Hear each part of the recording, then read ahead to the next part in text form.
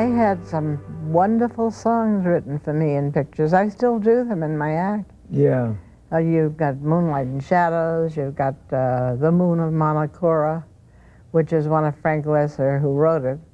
I think one of his biggest money makers. Do you remember? We had It Could Happen to You, which was the big one. We had Tangerine, Sunday, Monday, or Always. Did you do a song called Dancing for Nickels and Dimes? That was in Johnny Apollo. I hated it. Hated the song or hated the picture? I loved the picture, and I loved Ty Power, and another great director, Henry Hathaway.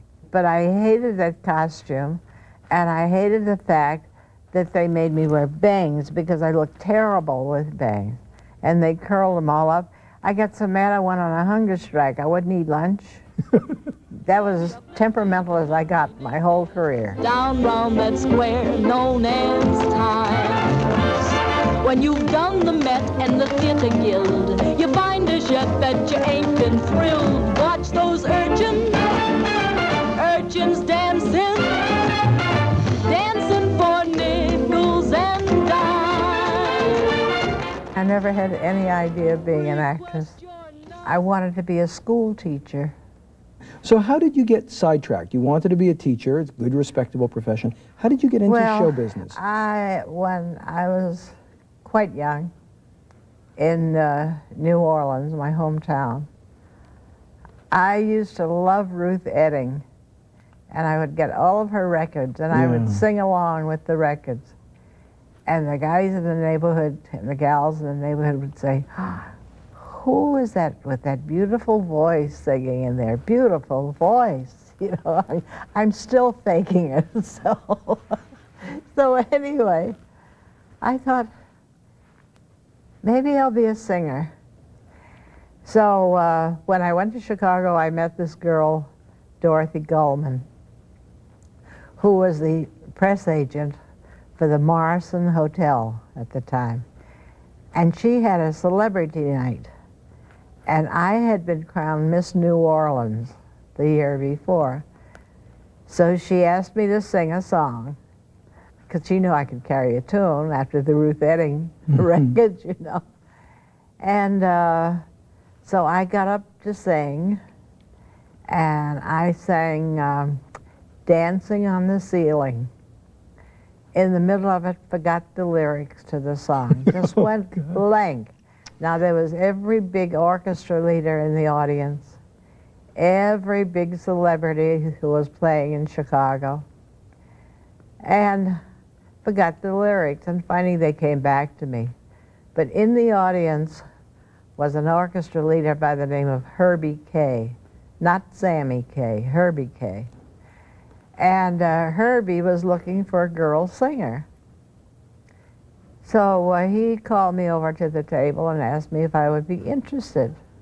I made an appointment to go over to the Black Hawk Theater where he was playing, and Herbie put me up on the bandstand with the band and asked me to sing a song.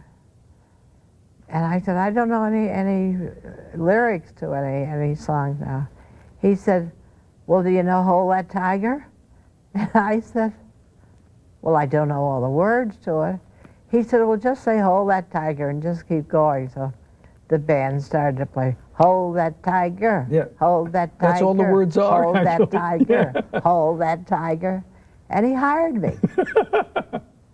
And so we went on the road, and I stayed with Herbie for 3 years.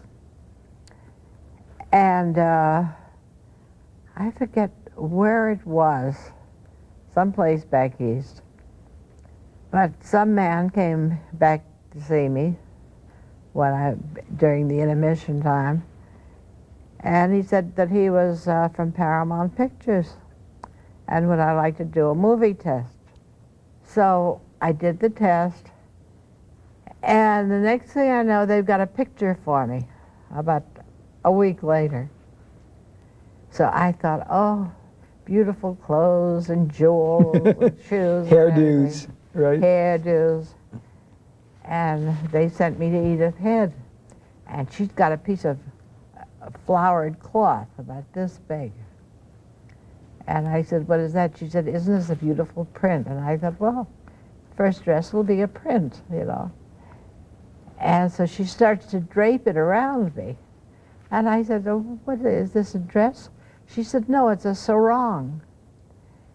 I said, for a picture? And she said, yeah, she said, you're doing a picture called Jungle Queen. I said, oh. And I said, well, what kind of clothes do I wear? She said, the sarong, and you leave your hair down. Yeah. I said, what about shoes? She said, no shoes. So there I was. But it was also the hair that had triggered them, wasn't it? When they took your hair down, it was the hair where they just looked at you and said, it was the look that right they for needed. that Jungle Queen I don't know what it was. film. It was the look, you know, with the makeup on. And they stuck a flower in my hair, and I asked who the actor was going to be.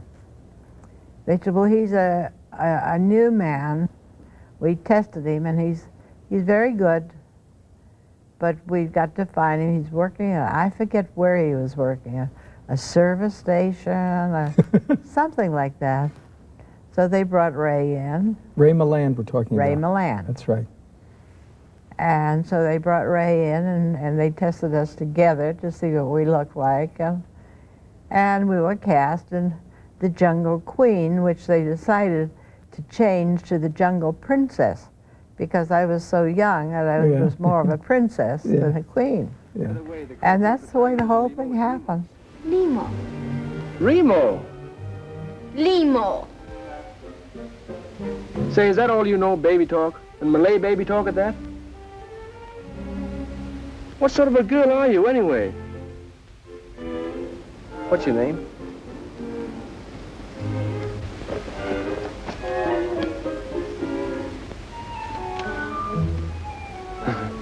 Demoko Polygam. Ula. Uh-huh. How do you do, Ula? My name's Chris. Chris. Kiss. Yeah. You did a film called Hurricane. And whatever Jungle Princess may have been, whether it was tough or easy or whatever, Hurricane was a nightmare to do, wasn't it? Yes. Now, Hurricane you made with one of the greatest directors who ever directed films in this country. He was marvelous. John Ford. Marvelous. Okay. But why was it so difficult? Well, if you can imagine, we had like 8 airplane machines. Airplane propellers that were blowing on you, a machine to make the propeller go around. And then they would put in the front of that, they would put that artificial smoke and crushed up dried leaves. So it would give the impression of the smoke from a fire and the dust and everything that goes with it. I would come home at night, and every place my sarong was not, I was just full of little bloody spots with dried leaves and everything, and tied to that tree. Oh, with the little girl tied to my stomach and fighting an appendectomy. They thought they were going to have to operate on me any minute. They finally did do an emergency on me 2 days after the picture finished. So you had appendicitis on top of all the grief of the special effects. Yeah. Was there ever a moment when you were tied to the tree, Dottie, and they're blowing the stuff and you're bleeding when you said, oh, there's got to be an easier way to make a buck, you know? Oh, I said that many times, and I'd say, please, God, help me. Please. I've never prayed so much in my life and so consistently. In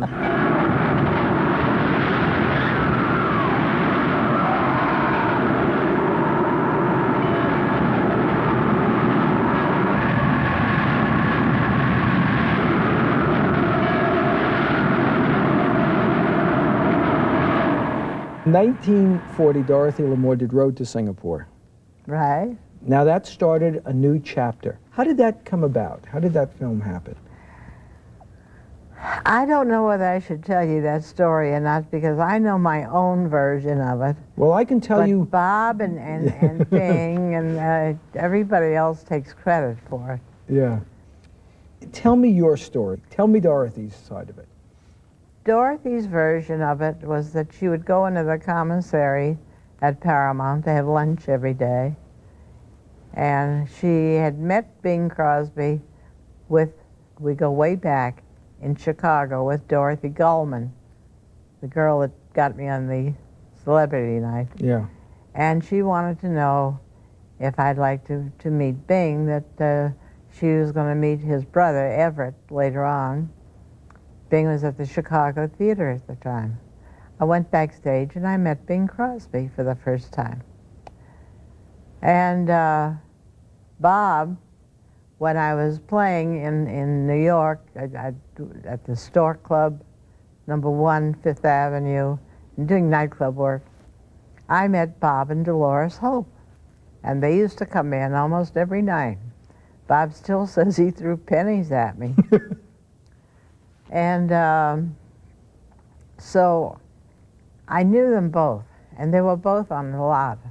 So I'd sit around with them sometime in the commissary, and one day I didn't have lunch with them. I just happened to sit with them for a while, and they had me laughing my head off. These two writers were sitting there, and they said, can't remember their name. They said, are those guys that funny that you're laughing? That hard? And I said, they certainly are. I said, why don't you've been trying to sell a story to Paramount, why don't you write a story of two guys with a gal in the middle? And the next thing I know, a few months later, they come with, and I thought, well, maybe it was from my suggestion. That's what I always thought. But no, Fred McMurray had his story. Somebody else had another story, and Bob won't tell the story, but he keeps it kind of cat swallowed the canary thing. Yeah. I'm not going to tell you, but I did it.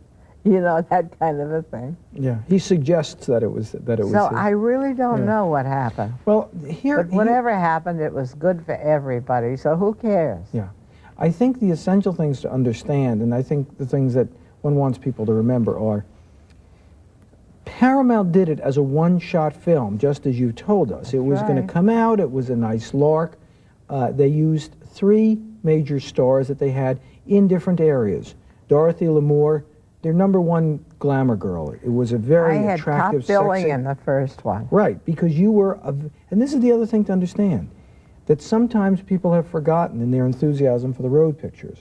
When Dorothy Lamour did that first film, she was a major star, as big or bigger than her co-stars. Crosby did very well, but he was a crooner. He did radio work and had just gotten into pictures. Hope was a vaudevillian. He did live performing. He had gotten into pictures too. But Dorothy Lamour was at Paramount as their big star. It was a natural. They expected it would do fine. Everyone would go on. It was huge. We're seeing again the same phenomenon. It was the largest grossing film that Paramount had ever released up until then. That's right. So what it looked like, it had these were good elements, and what we're going to see is the same thing repeating. And did you notice also that shortly after that, Bing started doing pictures on his own? Yeah. You know? And Bob did. Yeah. And all of the Crosby and Hope pictures that we do remember now came after that. Yeah. They were, at that time, they were just feeling their way. That was their first big successful film, which is fine. More power to them. It's just nice for people to remember who Dorothy Lamour was. Well, I when wish they they went would, into that. because I get a little hurt once in a while when I hear them talking about the road pictures with Bob and Bing, and I must have been a shadow or something. I don't know what I was. Apparition, is that the word he used? You really weren't, as you very well know. You were the catalyst that made it work. They were very good, but there needed to be something. See, those two on their own were just two guys trading barbs. What you added was the sex appeal. I was a straight woman. They needed a woman in there to plant gags for them. Yeah. I'd say, look, and they'd come in with the big joke. Yeah. What about Road to Zanzibar? Now, that followed in 41. That was right after that. Yeah. Also a good memory for you, Road to Zanzibar? Oh, yes. Good. We had so much fun on all of them. All of them. Yeah. Do they ever get confused in your head, all of these road films? Or do you have a sure. sense? Oh, sure. Got confused. 1942, you made a movie called The Fleet's Inn. You're still a kid. You're still a very young woman. And when the country went to war, you try to figure out what you could do, Yeah. you decided that you would be good at selling bonds. Everybody knew you and they loved you. Well, my mother used to tell me about Mary Pickford during World War I, that she would go out and sell savings stamps. That's right. So I thought, well, it wouldn't do me any good to go into the service. I think I could do more good outside of being a wave or a whack. And I thought, and that thought came back to me about what Mother told me, and I thought, I think I'll go try sell savings bonds, well, war bonds it was called then. And I did, and went up to New England first, and in 9 days we did $31 million in cash, not pledges, in cash. You started this whole movement in the Second That's World right. War, That's right. and they called Dorothy Lamour they called Dorothy Lamour Bombshell. the I Bond hate that. bombshell. I hate that. But it was a compliment. What they were it saying was a is, compliment, I it know. was, the fact was, I mean, everyone got on the bandwagon, and that was wonderful. But you were the one who started it. That's right. And you ended up raising over $300 million. That's right. It was clearly a gesture of altruism, generosity, and patriotism. Americanism. It absolutely was. One of the greatest films that you made was The Greatest Show on Earth. I loved it. I always had a great desire to work for Mr. Cecil B. DeMille, whom everybody was afraid of, you know, because he was very dignified and very sort of like this. But he wasn't with me. Really? He wasn't. He had to go away one day and leave the directing of a couple of kind of unimportant shots to the assistant director. So I took Mr. DeMille's chair, and I took his megaphone that he used to talk to everybody, and I took his hat that he once in a while wore, and I got into his chair like this, and with the megaphone I'm like this, you know, and one's holding a microphone here, one's holding a, and they said, we can't do that, he's going to give us hell. I said, we're going to do it. And we did it. And when he came back and we showed it to him, he laughed his head off. I thought he was a marvelous man.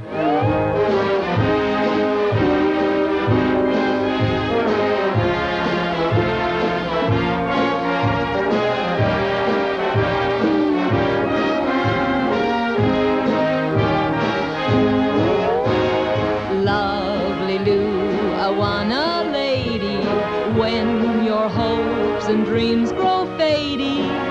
Don't you ever be afraid he won't come back to you.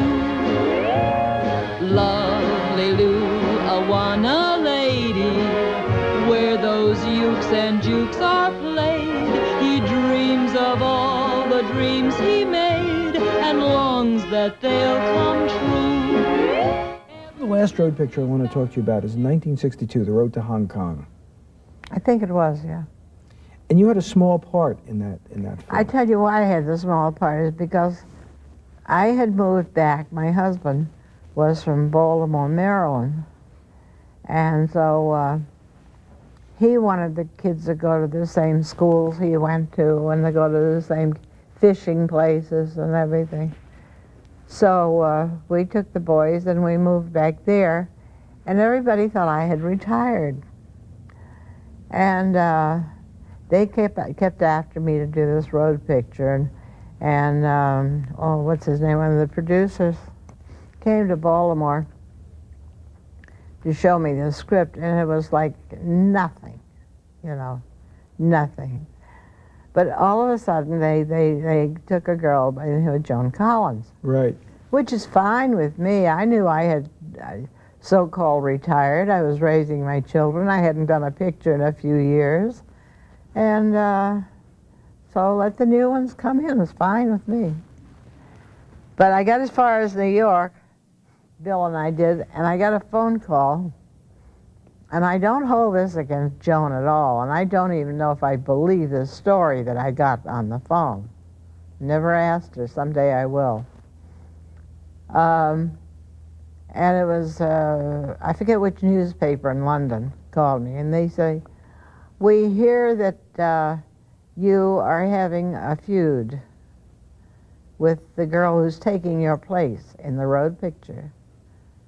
I said, is somebody taking my place in the road picture? I said, because I gave birth to those pictures, which I did. Yeah. Labor pains and all. And they said, yes, she's telling everybody that you're trying to start a feud. I said, well, I don't know the young lady, and Joan was not very well known at the time. That's right. And I said something very nasty that I'm sorry about it. I said to this newspaper man, listen, I've been in this business now for many years, and I have done many pictures and worked with many people, and until this day, I have never been in a feud with anybody, and I don't expect to have a feud with anybody. When I do, it will be with the star of the picture. I've got to apologize to her someday. I've been meaning to do it since before she did Dynasty, Yeah. but I never did run into her. Well, this was 62. She was a kid, and she was just starting out at the Yeah. time. But then, But when I got over there, she was so nice to me. She couldn't have been nicer to me. But you ended up playing yourself in the film. Well, boys, what in the world are you doing over here in Hong Kong? Marty, we're in a terrible jam. Yeah, you gotta help us. There's some guys chasing us, cutthroats and killers. If you don't save us, there'll be blood all over the screen. Well, don't fight it, boys. Look what it did for Spartacus. Oh, Dottie, you gotta help us. We're still pals, aren't we? Yeah, you can't forget all those pictures we made together. Neither can anyone else. That's why I'm working over here.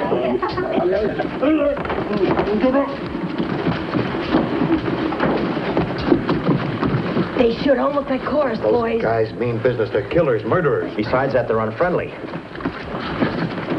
You see, the key is in the fish, and the fish we're is trying to keyed up get to the the locker key where the because papers it's got got the the formula, and the leader's gonna... Don't get the papers. It's gonna be... Is that the plot of the picture so far? Right. I better hide you. From the killers? From the critics. I always thought that the three of you participated equally in the profits from those films. I mean, it was an ensemble piece. No way. But that wasn't the case, was it? No way. What happened was, Hope owned a third, Crosby owned a third. Well, they didn't own Singapore and Zanzibar, I don't think. I think this came in on Morocco, the third one. But you didn't own a third. No. And I wasn't getting a very big salary either. Why not? There was also a point that I've read, tell me if I've got this right, 1952, The Road to Bali, and they wanted to do an album. They wanted to do an album. Also, that day, they were set up for doing all of the production stills for the picture Right. for publicity. All the photographs that they were going to All use, the yeah. photographs that they used in the newspapers to advertise the picture. And I went over and I got into the studio at 7 that morning. They put my makeup on, they did my hair, and I got my costume. And I waited, and I waited, and I waited. And they couldn't find Crosby. And there were a couple of songs in the picture that I liked very much. I would have loved to have recorded. I couldn't find Crosby. Finally, in the afternoon, they found him. He was over at Decca, and he had asked Peggy Lee to do the records with him instead of me. That did hurt my feelings a little. Yeah, I'm sure. Not that it I was did. jealous of Peggy Lee, Yeah. but, you know, it was my picture, and I loved Yeah. the songs, and he knew I loved the song. So that's the story It of just that. seems to me you did a very good job, and you made a lot of people very happy, and that you were not treated with the kind of respect and the kind of professionalism that would have been more appropriate. I think that's definitely true. But you know, it's a very strange thing.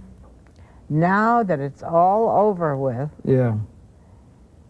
I get a higher respect. Now they call me a legend. You know, I say You are a legend. I say, well, be sure and say a living legend. will you? But I was a very lucky woman. I mean, it was marvelous.